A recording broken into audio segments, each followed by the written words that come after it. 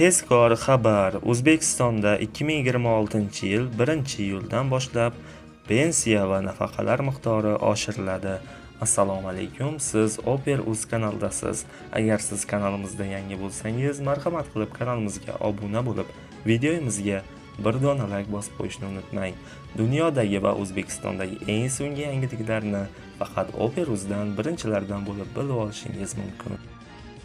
O'zbekistonda 2026-yil 1-iyuldan boshlab pensiya va nafaqalar miqdori oshiriladi. Shuningdek, shu sanadan e'tiboran yangi sanoat, to'qimachilik va charm, mebelsozlik, elektrotexnika, avtomobilsozlik va axborot texnologiyalari sohalari to'liq xalqaro standartlarga o'tkaziladi.